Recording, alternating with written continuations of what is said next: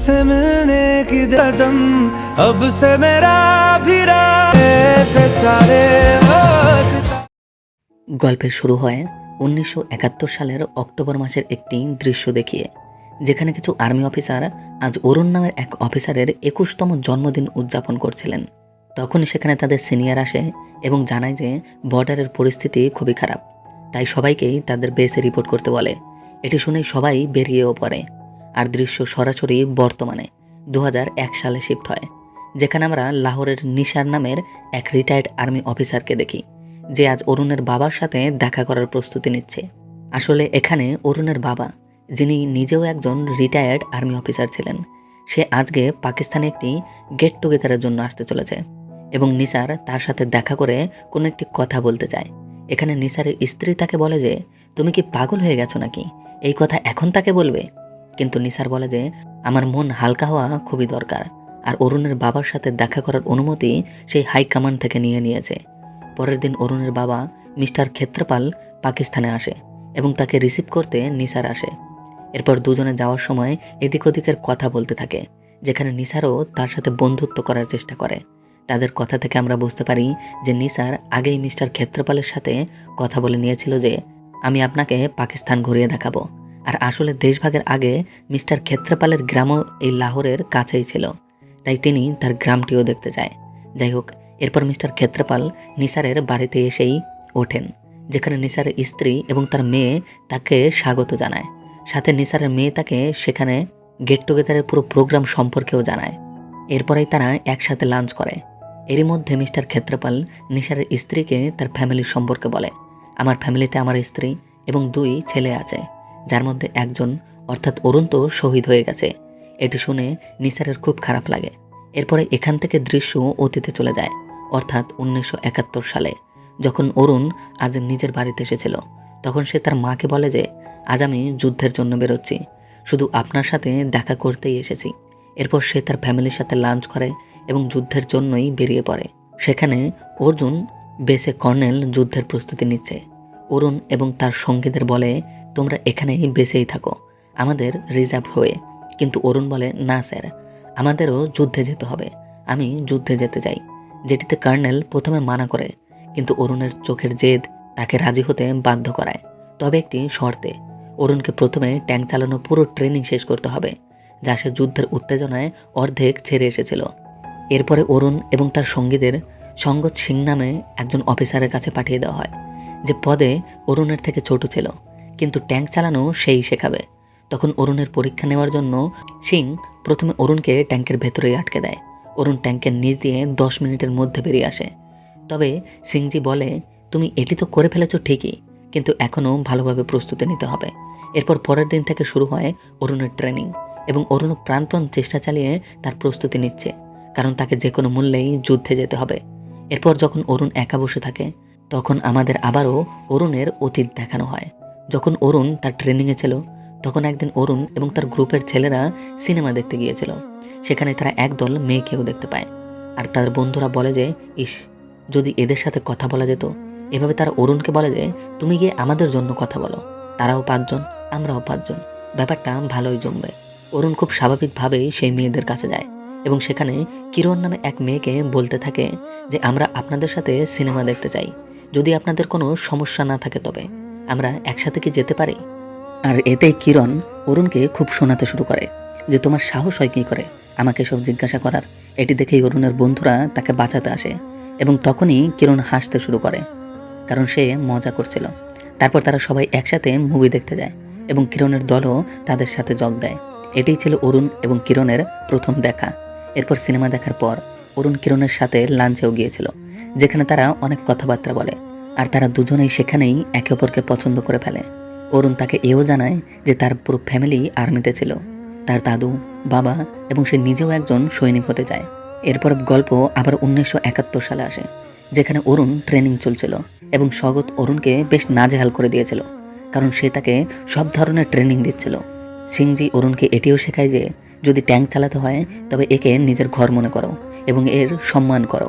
এরপর অরুণের সাথে তার সেই সাথীদের পরিচয় করানো হয়, যারা ট্যাঙ্ক চালানোয় তাকে সাহায্য করবে। এখন এই লোকগুলোর প্রস্তুতি আরও পোক্ত হয়ে গিয়েছিল, যেখানে তারা ট্যাঙ্ক চালানো থেকে শুরু করে আক্রমণ করা সব শিখে গিয়েছিল। এরপরে গল্প আবার কিছু সময় পেছনে যায়, যেখানে অরুণ এবং কিরণ প্রায় সময় দেখা করত। দুজনেই একে অপরের সঙ্গ পছন্দ করত, এমনকি অরুণ কিরণের বলা বইগুলোও পড়তে শুরু করেছিল। এরকমই হঠাৎ একদিন কিরণ অরুণকে বলে যে, আমি জানতে পারলাম তুমি যে গ্রুপে আছো তারা আজ পর্যন্ত কখনো কম্পিটিশন জেতেনি। আসলে আর্মিতে অনেকগুলো গ্রুপ হয়, স্কোয়াডন হয়, যাতে প্রতি বছর গেমস পার্টিসিপেট করানো হয়। তো কিরণ বলে যে, তোমার গ্রুপ যদি টপ 5-এর মধ্যেও চলে আসে তবে আমি তোমাকে গিফট হিসেবে কিস করব। এতে অরুণ বলে, আমরা নাম্বার 1 হব। এটি শুনেই কিরণ হাসতে শুরু করে। এরপর অরুণ তার সাথীদের কাছে আসে এবং বলে যে, আমাদের গ্রুপ অতীতে কখনো জেতেনি, কিন্তু এবার আমাদের জিততেই হবে, কারণ এটি সম্মানের প্রশ্ন। তাই সে তার গ্রুপকে ট্রেনিংয়ের পুরো প্ল্যান বলে, যে কিভাবে তারা এক্সট্রা সময় বের করে ট্রেনিং করতে হবে। অরুণ সবাইকেই মোটিভেট করার পরে এক্সট্রা ট্রেনিং শুরু হয়। এরপর কিছুদিনের মধ্যেই সেই গেমস কম্পিটিশন শুরু হয়ে যায়, যেখানে অরুণের টিম জিততে শুরু করে, কারণ এবার তাদের লিড করছিল অরুণ নিজে। ফাইনালি এতদিন পর অরুণের গ্রুপ জিতে যায়। তখন রাতে এই খুশিতেই অরুণের বন্ধুরা বিয়ার খেয়ে পার্টি করতে থাকে। এই কথা যখন অরুণ জানতে পারে তখন সে রেগে যায় যে, আমাদের এভাবে বিয়ার খাওয়া উচিত নয়, এটি নিয়মের বিরুদ্ধে। আর আমরা জানতে পারি যে অরুণ কখনোই নিয়মের বাইরে যেত না। তাই যখন তাকে সিনিয়ররা জিজ্ঞেস করেন যে এই গোলমাল কে করেছে, তখন অরুণ তার বন্ধুর নাম বলে দেয়। এর কারণে অরুণের বাকি বন্ধুরা তার সাথে কথা বলা বন্ধ করে দেয়, এবং যে বন্ধুর নাম অরুণ বলেছিল তাকে শাস্তি হিসাবে আরও 6 মাস ট্রেনিং করতে হবে। 6 মাসের জন্য তাকে সাসপেন্ড করা হয়। অর্থাৎ বাকিরা যখন অফিসার হয়ে যাবে তখন সেই ছেলেটি তখনও ট্রেনিং করবে। এরপর আমরা দেখি যে অরুণ যখনই তার বন্ধুদের কাছে আসে সবাই মুখ ঘুরিয়ে নেয়, যাতে অরুণের খুবই খারাপ লাগে। এভাবেই 3 দিন কেটে যায়। এরপর আজ যখন অরুণের গ্রুপের জেতার খুশিতে সেলিব্রেশন চলছিল, তখন কিরণ অরুণকে বোঝায় যে ভুল তুমিই করেছ, একবার নিজের বন্ধুদের সাথে কথা তো বলে দেখো, হয়তো সব ঠিক হয়ে যাবে। যারপর অরুণ আজ তার বন্ধুদের কাছে আসে এবং বলে যে, আমি আজ পর্যন্ত কখনো নিয়ম ভাঙিনি, আর এটি তোমরা নিশ্চয়ই জানো। তাই আমাকে যখন জিজ্ঞেস করা হয়েছে আমি সত্যটা বলে দিয়েছি, কিন্তু আমি নিজের বন্ধুত্ব নষ্ট করতে চাই না। এভাবেই অরুণ তাদের নিজের মনের কথা বলে দেয়, যাতে তারা অরুণকে ক্ষমা করে দেয় এবং সবাই পার্টি এনজয় করতে থাকে। এখন দৃশ্য আবার বর্তমানে আসে, যেখানে অরুণের ট্রেনিং দেখতে কর্নেল এবং বাকি অফিসাররাও এসেছিলেন। তখন কর্নেল বলেন যে সে প্রস্তুতি তো নিয়েছে, কিন্তু জানে না যুদ্ধের জন্য রেডি কি নয়। সেখানে দাঁড়িয়ে থাকা বাকি অফিসাররা বলেন যে সে তৈরি, আমাদের তাকে নিয়ে যাওয়া উচিত। এরপর তারা অরুণকে সিলেক্ট করে নেয় এবং তারপর ছাগল বলি দিয়ে তার ট্যাঙ্কের স্বাগত জানানো হয়।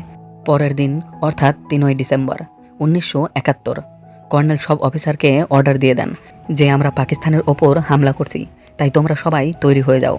যার পর তারা পাকিস্তানের দিকে রওনা দেয়। এরপর দৃশ্য বর্তমানে আসে, যেখানে মিস্টার ক্ষেত্রপাল আজ গেট টুগেদারে গিয়েছিলেন এবং তিনি সব অফিসারের সাথে দেখা করে খুবই খুশি হয়।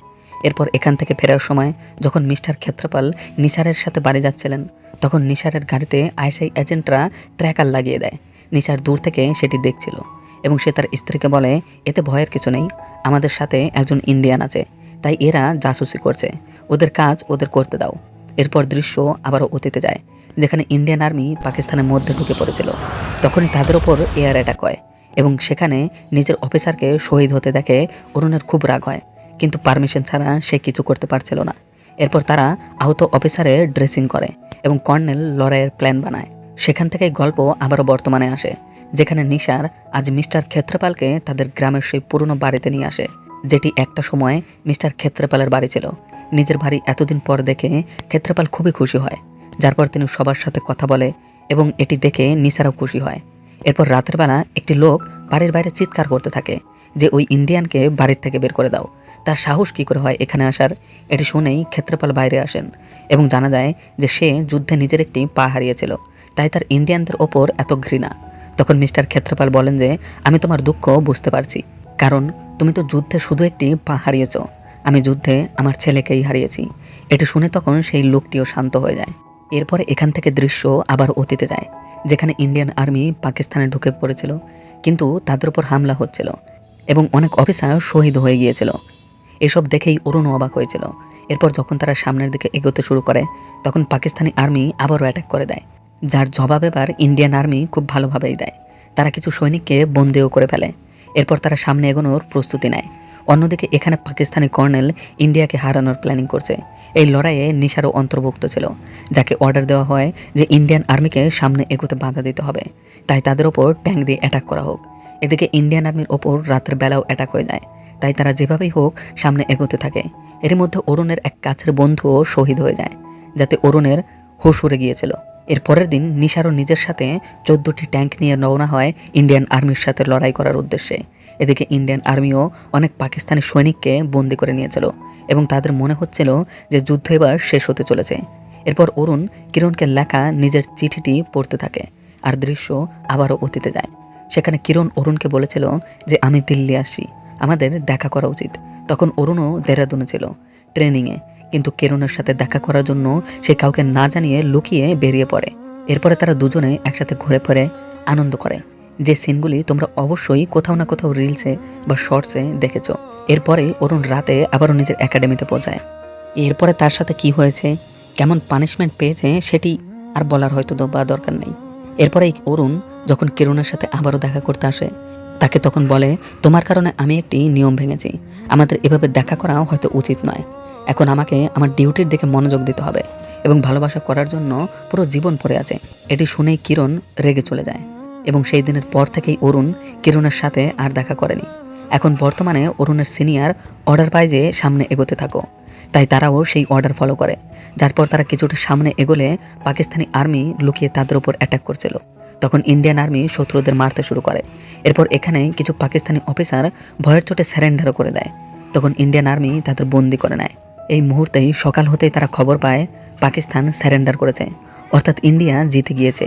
কিন্তু পর মুহূর্তেই হঠাৎ করে অরুণ লক্ষ্য করে সামনের দিক থেকে 14টি ট্যাঙ্ক আসছে, আর তাদের কাছে ছিল মাত্র 3টি ট্যাঙ্ক। তখন তারা ভাবতে থাকে যে আমরা কি করব, কিন্তু তাদের যে কোনো উপায়ে শত্রুকে হারাতে হতো, তাই তারা সামনে এগিয়ে যায়। এখন দৃশ্য আবারও বর্তমানে আসে, যেখানে নিশার মিস্টার ক্ষেত্রপালকে সেই জায়গায় নিয়ে এসেছিল যেখানে অতীতে অরুণ ট্যাঙ্ক দিয়ে লড়াই করেছিল। এরপর এই দৃশ্য আবার অতীতে যায়। আমরা দেখি যে অরুণ তো পাকিস্তানি ট্যাঙ্কগুলোকে ওড়ানো শুরু করে দিয়েছিল এবং সে পুরো প্ল্যানিংয়ের সাথে সামনে এগোচ্ছিল, যা দেখে নিশার অবাক হয়। দেখতে দেখতেই তাদের লড়াইয়ে পাকিস্তানি আর্মি একটি ইন্ডিয়ান ট্যাঙ্ক উড়িয়ে দেয় এবং এখন ইন্ডিয়ান আর্মির কাছে মাত্র 2টো ট্যাঙ্ক রয়েছে এবং সে নতুন প্ল্যানের সাথে ট্যাঙ্ক নিয়ে শত্রুদের উপর হামলা করে। এভাবে সে অনেকগুলো ট্যাঙ্কই উড়িয়ে ফেলে। এখন মাত্র 2টি ট্যাঙ্ক বাকি এবং এদিকে অরুণের সিনিয়রের ট্যাঙ্ক আটকে গিয়েছে। শুধু অরুণই একমাত্র ক্যাপেবল ফাইট করার জন্য। এরপর যখন অরুণ একটি ট্যাঙ্ক ওড়ানোর জন্য সামনে এগোয়, ঠিক তখনই সুযোগ বুঝে নিশার অরুণের ট্যাঙ্কের উপর হামলা করে দেয়। দুজনে একসাথে হামলা করে, দুজনের ট্যাঙ্কে হামলাও হয়, কিন্তু পর মুহূর্তে অরুণ অন্য একটি ট্যাঙ্ককে উড়িয়ে দেয় সেই অবস্থাতেই। ঠিক পর মুহূর্তেই অরুণের ট্যাঙ্কও এবার ধ্বংসপ্রাপ্ত হয়। এতে অরুণ মারাত্মকভাবে আহত হয়, কিন্তু তখনও সামনের ট্যাঙ্কের কার্নাল অর্থাৎ নিশার এখনও জীবিত। সেই অরুণের এমন দশা দেখে ফিরে আসে। অরুণও ঠিক সেই মুহূর্তেই শহীদ হয়ে যায়, তাও মাত্র 21 বছর বয়সে। এই অনুশোচনায় ছিল যা নিশার মিস্টার ক্ষেত্রপালকে বলতে চেয়েছিল।